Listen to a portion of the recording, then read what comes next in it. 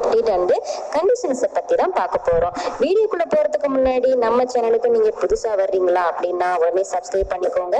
நான் போடுற வீடியோ உங்களுக்கு பிடிச்சிருந்தா அப்படியே லைக் பண்ணிக்கோங்க. வாங்க வீடியோக்குள்ள போலாம். இது உங்கள் ட்ரெண்டிங் எஸ்பிஓஜா.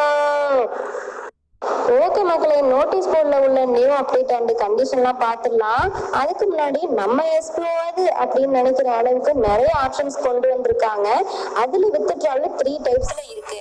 நம்ம வேலட்ல உள்ள அமௌண்ட்டை 3 டைப்ல யூஸ் பண்ணிக்கலாம். அது என்னன்னா, நம்ம நார்மலாவே பேங்க் அக்கௌண்ட்டுக்கு தான் வித்ட்ரால் பண்ணி எடுத்துக்கிட்டு இருந்தோம். இப்பயும் அது ஒரு ஆப்ஷனா தான் வச்சிருக்காங்க.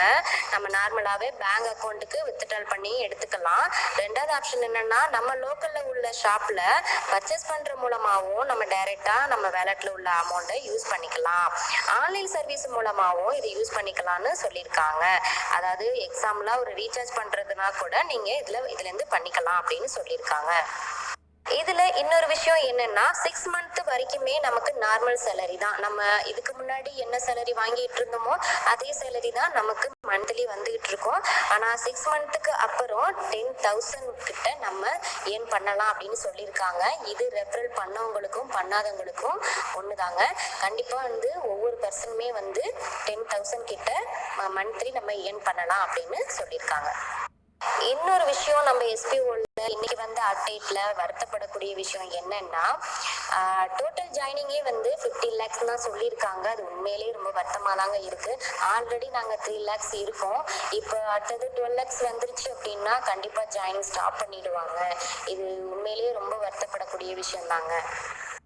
எஸ்பிஓல நெக்ஸ்ட் நியூ அப்டேட் என்னன்னா, ப்ரொஃபைல் டீடைல்ஸ் எகைன் அப்டேட் பண்ண சொல்லியிருக்காங்க. ப்ரொஃபைல நீங்க நேம் மெயில் ஐடியை சேஞ்ச் பண்ண முடியாது. மற்ற எல்லாமே நீங்க சேஞ்ச் பண்ணிக்கலாம். நெக்ஸ்ட் பேங்க் டீடைல்ஸ் அப்டேட் பண்ணலாம்.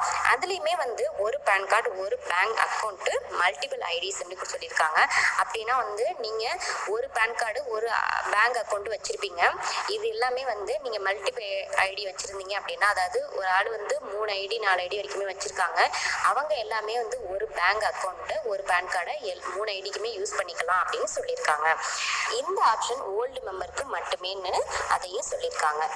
நெக்ஸ்ட் கண்டிஷன், எஸ்பிஓல இது வரைக்கும் சொல்லாத ஒரு கண்டிஷன் தாங்க இது. Any one social media account open பண்ணணும் அப்படின்னு சொல்லியிருக்காங்க.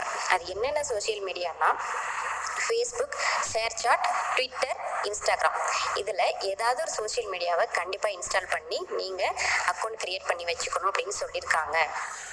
சோசியல் மீடியாவில் அக்கௌண்ட் கிரியேட் பண்ணும்போது நீங்கள் எஸ்பிஓல என்ன நேமில் ரெஜிஸ்டர் பண்ணீங்களோ அதே நேமில் தான் சோசியல் மீடியாவிலையும் ஓப்பன் பண்ணணும். நெக்ஸ்ட், நீங்கள் any one social media account create பண்ணதும் எஸ்பிஓக்கு ஒரு மெயில் அனுப்பணும். அது எந்த மெயிலுக்கு அப்படின்னா, spopvtltdofficial@gmail.com.